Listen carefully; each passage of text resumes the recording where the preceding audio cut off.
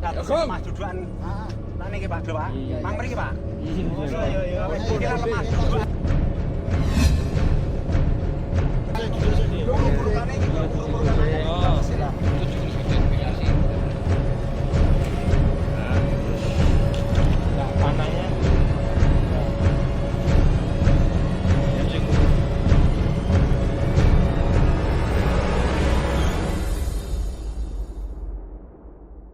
Halo guys, thank you udah klik video ini. Nah, baru-baru ini kita digegerkan dengan dua penemuan kerangka yang sudah dikuburkan kemudian ditemukan oleh pihak kepolisian Polres Wonogiri. Nah, kalian mau tahu kelanjutannya seperti apa? Ikuti terus Kekuatan Jahat dan jangan lupa like, komen, dan subscribe. Sarmo, 35 tahun, pelaku pembunuhan dua korban tinggal kerangka di Kecamatan Girimarto, berhasil diamankan polisi. Aksi kejam Sarmo itu diawali dari perkara utang piutang dengan para korban. Diketahui kedua korban adalah Sunaryo, 46 tahun, warga Dusun Panggih, Desa Jatipurno, Kecamatan Jatipurno. Kemudian Agung Santoso, 47 tahun, warga Dusun Gombang, Desa Sajen, Kecamatan Trucuk, Kabupaten Klaten. Berikut kronologi Sarmo bunuh Agung Santoso dan Sunaryo, guys. Jadi pada tanggal 24 November 2021, Kapolres Wonogiri AKBP Andi Muhammad Indra Waspada Amirullah mengatakan pada 24 November 2021, Agung Santoso ini pergi dari rumah dengan tujuan menagih hutang ke Jatno yang berada di Sleman DIY. Korban ini mengendarai sepeda dengan motor Honda Beat dengan nomor polisi AD2280AC. Kemudian hingga beberapa bulan korban tidak ada kabar. Nah, kemudian pada tanggal 12 Mei 2022 temukan diduga sepeda motor milik Agung Santoso ini, guys. Sepeda motor itu ditemukan oleh jajaran Satreskrim Polres Wonogiri di Bubakan, Kecamatan Girimarto, Wonogiri. Tapi sepeda motor sudah diganti warna dan nomor platnya juga diganti, guys. Kemudian pada tanggal 27 April 2022 Kapolres Wonogiri juga mengatakan Sunaryo meninggalkan rumah untuk pergi ke rumah Sarmo. Sunaryo hendak mengantarkan mobil milik Sarmo yang digadekan setelah mengantar mobil. Sarmo bermaksud mengantarkan Sunaryo sampai Pasar Jatipurno. Setelah sampai pasar, Sarmo kembali ke rumah, guys. Kemudian pada tanggal 28 April 2022, Sunaryo menanyakan keberadaan suaminya lewat WhatsApp. Tapi justru istri Sunaryo mendapatkan balasan dari suaminya meminta uang 4 juta. Kemudian saat itu, istri Sunaryo tidak mengindahkan. Dan pada pukul 18.28, Sunaryo mengirim pesan singkat jika posisi terakhirnya berada di Karangpandan, Karanganyar. Kemudian guys, tanggal 13 November 2023, pelaku melakukan aksi pencurian di rumah atau tempat penggergajian kayu warga di Dusun Tukluk, Desa Kerjolor, Kecamatan Ngadirojo, Kabupaten Wonogiri. Dalam aksi itu, Sarmo mengambil 2 handphone dan 1 buah gergaji mesin milik korban. Nah, atas kasus pencurian itu, Sarmo ditangkap oleh pihak kepolisian pada 4 Desember 2023. Dari hasil penyelidikan, pelaku dicurigai terkait hilangnya Sunaryo dan Agung Santoso. Nah, gue mau nyeritain satu persatu nih, guys. Jadi yang pertama dari yang awal dulu ya, yang Agung Santoso tadi ya.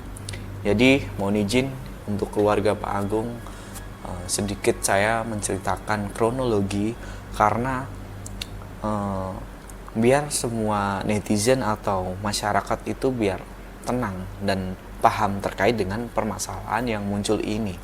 Kemudian bagi keluarga korban biar bisa ikhlas dan menerima cobaan dari Yang Maha Kuasa ini. Jadi awalnya si Sarmo itu tuh kenal dengan Pak Agung Santoso tadi itu kurang lebih ya nggak ada lah, setahun lebih itu nggak ada. Jadi awalnya tuh Pak Agung ini punya bisnis dengan Sarmo, yaitu penggergajian kayu atau tempat pemotongan kayu. Dari bisnis kayunya ini, Jadi Pak Agung ini menanamkan modal ke Sarmo ya guys.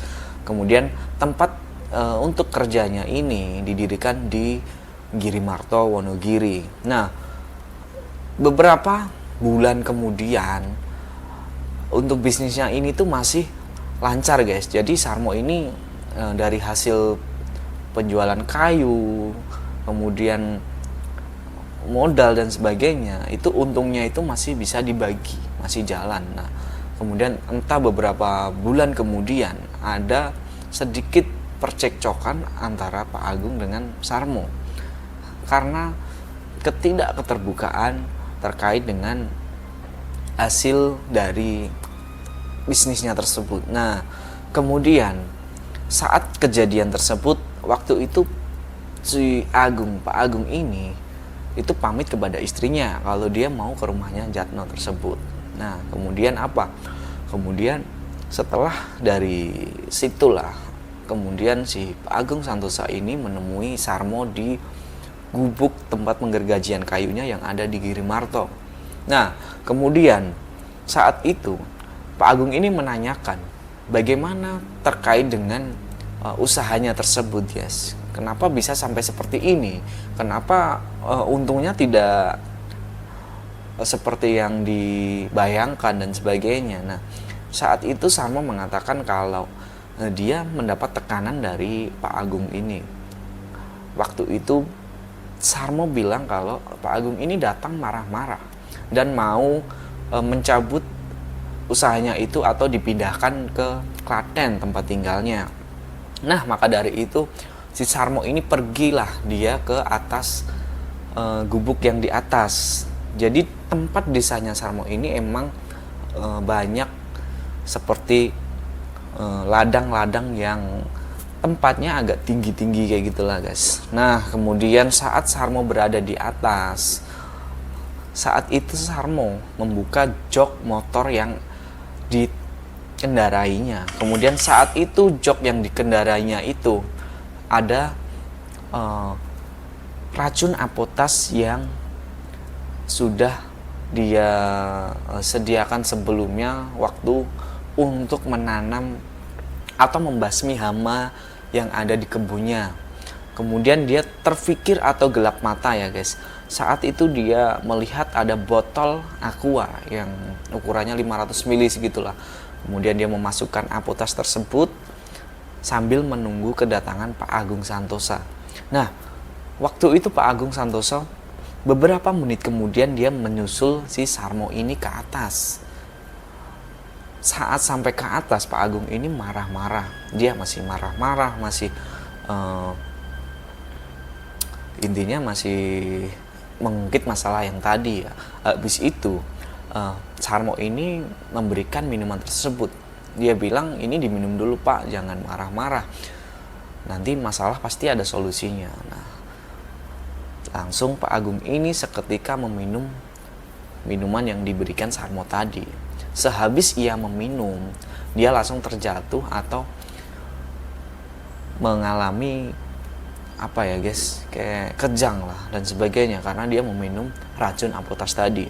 Sehabis dia meminum racun tersebut, Sarmo ini mengangkat Pak Agung Santosa yang karena dia sudah keadaannya dingin, badannya juga sudah lemas. Kemudian diangkatlah ke bagian belakang gubuk. Dan keesokan harinya, Sarmo ini meminta anak buahnya yang waktu itu menjadi karyawan di tempat penggergajiannya. Jadi anak buahnya ini ada 2 yang disuruh untuk menggali tanah yang ada di lereng perkebunannya. Jadi waktu itu Sarmo bilang kalau meminta anak buahnya ini untuk menggali sebuah tandon air. Nah, maka anak buahnya ini sama sekali nggak tahu ya. Ini minta digalikan buat tandon air, ternyata untuk seperti itu ini tidak tahu.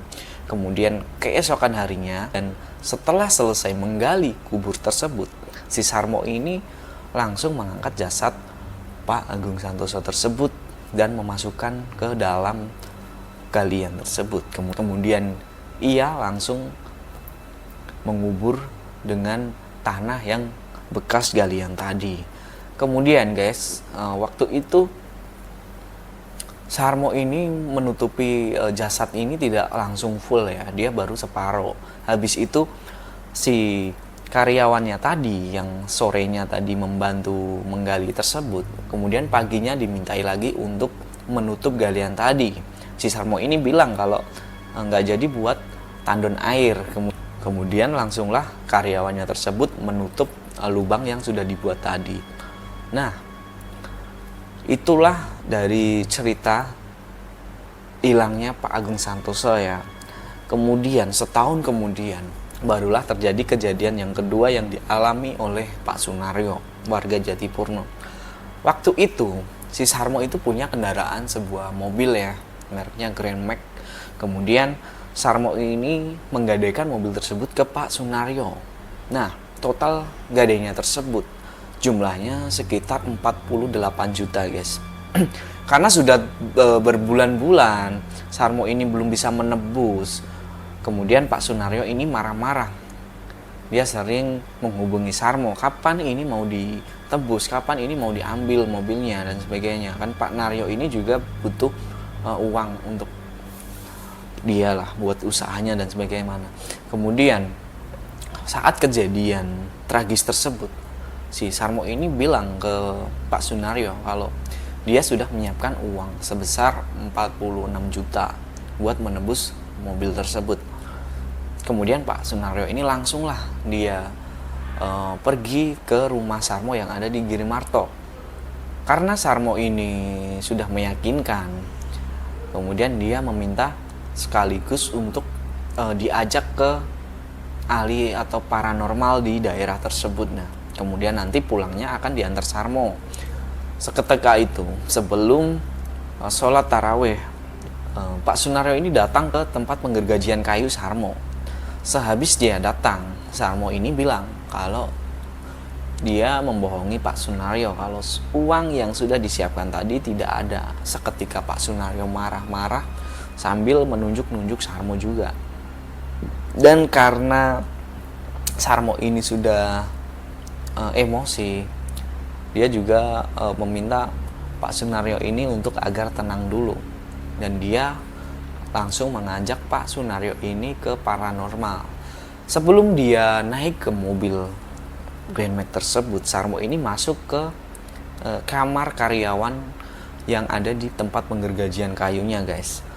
Nah, saat dia mengambil sarung, dia melihat ada sisa apotas yang sudah terpakai. Dan kemudian diambil lagi, dimasukkan ke plastik, kemudian dibawa pergi bersama Pak Sunaryo yang saat itu akan menuju ke paranormal. Nah, saat di tengah jalan, si Sarmo ini ingin membeli sebuah es teh. Kemudian dia mampir ke salah satu warung yang ada di Girimarto. Kemudian es teh tersebut dibungkus. Tanpa sepengetahuan Pak Sunaryo, es teh itu sudah dimasukkan apotas juga guys. Setelah mereka berdua masuk ke dalam mobil, dia melanjutkan perjalanannya. Nah, di tengah perjalanannya sebelum sampai ke tempat paranormal, Sarmo ini sempat berhenti guys. Kemudian mereka berdua turun sambil meminum es teh yang tadi sudah dibelinya. Setelah beberapa menit meminum es teh tersebut, Pak Sunaryo ini merasakan kenapa kok aneh, rasanya kenapa pengar. Dan langsung seketika Pak Sunaryo itu sama seperti Pak Agung Santoso yang kejang-kejang. Seketika itu si Sarmo langsung menaikkan Pak Sunaryo ini ke mobil. Habis itu dia berkeliling ke daerah Girimarto sambil memikirkan di mana tempat untuk menghilangkan jasadnya tersebut guys. Setelah di perjalanan dia sudah memastikan bahwa nyawa Pak Sunaryo sudah tidak ada, Sarmo ini langsung menuju ke gubuk penggergajian kayunya. Saat itu kondisi sudah hampir pukul 12 malam ya. Saat si Sarmo ini sampai di sana, si Sarmo memastikan bahwa di daerah situ tidak ada orang yang masih beraktivitas atau nongkrong di tempat tersebut. Saat sudah aman, Sarmo ini mengangkat jasadnya ke kamar karyawan yang ada di tempat penggergajian kayu tersebut. Kemudian Sarmo menggali tanah yang ada di bawah tempat penggergajian kayu tadi yang ada di kamar kurang lebih 1 meter guys. Setelah penggaliannya selesai, Pak Sunaryo ini jasadnya langsung dikuburkan di situ. Nah, kemudian setelah 3 bulan lamanya dikubur, karyawannya Sarmo ini ada yang bilang kenapa baunya busuk. Kemudian Sarmo ini menyuruh karyawannya menyirami solar ke tempat yang habis digali Sarmo 3 bulan yang lalu. Nah, waktu itu ada pihak Polres yang mencari atau keberadaan si Pak Sunaryo karena waktu itu beritanya sudah viral ya guys. Saat itu pihak Polres Wonogiri mendatangi Sarmo dengan unit K9 atau K9 ya, dengan anjing pelacaknya tersebut. Anjing itu ternyata mendekati dengan lubang atau galian yang dulunya yang tempat dikuburnya Pak Sunaryo tersebut. Dan anehnya saat digali tersebut, lubang itu yang digali tersebut tidak ada sama sekali jasadnya. Kemudian menurut pengakuan Sarmo, sebenarnya lubang itu hampir sampai, tinggal 1 jengkal lagi. Nah, karena tidak ditemukan waktu itu, polisi langsung kembali lagi dan melakukan penyelidikan lagi. Nah, setelah keungkap kasus tersebut, Sarmo bilang kalau setelah 3 bulan tadi Pak Sunaryo dikubur, Pak Sunaryo langsung diangkat jasadnya kembali yang sudah dalam keadaan seperti itulah. Nah, kemudian Sarmo ini menyiapkan ban, kayu untuk membakar jasad Pak Sunaryo. Nah, jasadnya tersebut dibakar sampai kurang lebih 5 jam guys. Setelah dibakar jasadnya ini, tulang belulang yang belum terurai ini ditumbuk oleh Sarmo dan dibuang atau dicampur dengan sisa-sisa gergaji kayu yang sangat lembut itu. Nah, dari situlah si Sarmo ini benar-benar merasakan betapa hancurnya hidupnya guys. Karena gue pernah sedikit lah wawancara dengan Sarmo ya. Jadi kejadian tersebut emang benar-benar tidak bisa dibayangkan ya. Semoga tidak ada lagi yang terjadi, dan itu buat pembelajaran kita. Jangan sampai kalau masalah yang bisa diselesaikan, oke lah, diselesaikanlah dengan baik, bicaralah dengan apa adanya, jangan sampai kejadian seperti itu. Dari 2 kejadian tersebut, pelajaran yang kita dapat yaitu dekatilah Yang Maha Kuasa agar hati kita selalu tenang dan damai. Dari situlah hati kita tidak akan diserang oleh kegelapan atau yang namanya gelap mata ya guys. Mungkin itu yang sedikit gue ceritakan kali ini. Kemudian kurang lebihnya gue minta maaf. Dari sumber-sumber yang sudah gue dapat, ini semoga menjadi pelajaran buat kita semua. Oke guys, thank you udah ikuti terus Kekuatan Jahat. Dan jangan lupa like, komen, dan subscribe. Thank you.